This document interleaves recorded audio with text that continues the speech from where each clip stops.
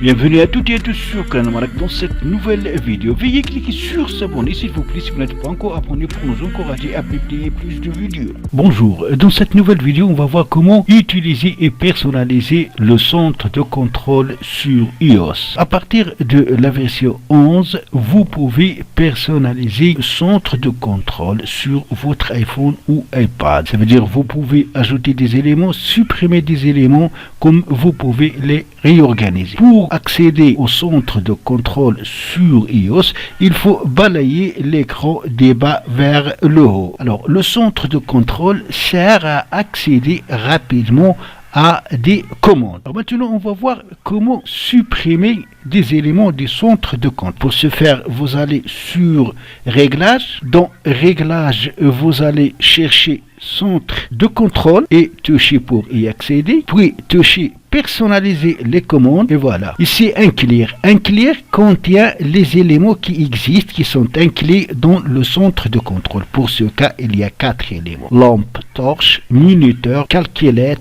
et appareil photo. N'oubliez pas que les raccourcis système tels que mode avion, les données mobiles, Bluetooth et la musique, vous ne pouvez pas les supprimer ni réorganiser leur position. Pour supprimer un élément, il suffit d'appuyer lentement sur l'élément et voilà, vous avez ici supprimer. Pour le supprimer du centre de contrôle, il suffit de toucher supprimer. Alors maintenant, comment faire pour ajouter un élément? Pour ajouter un élément, vous allez dans la partie autre commande. Voilà, et vous avez ici donc les raccourcis que vous pouvez ajouter. Supposons qu'on souhaite ajouter le raccourci alarme. Il suffit de toucher le signe plus ici et voilà, donc le raccourci alarme a été ajouté au centre de contrôle. On va vérifier, donc on va balayer l'écran du bas vers le haut pour afficher le centre de contrôle et voilà, comme vous remarquez, on a ici raccourci alarme qui s'est ajouté. Alors maintenant, comment réorganiser les éléments contenus dans le centre de contrôle? Par exemple, si on souhaite déplacer le raccourci alarme au premier ou au deuxième, troisième position, il suffit de toucher les 3 traits ici horizontaux, puis déplacer. Voilà. Ainsi, vous pouvez le mettre le premier. Et même chose pour les autres éléments. Supposons qu'on souhaite descendre l'élément lampe torche d'un écran.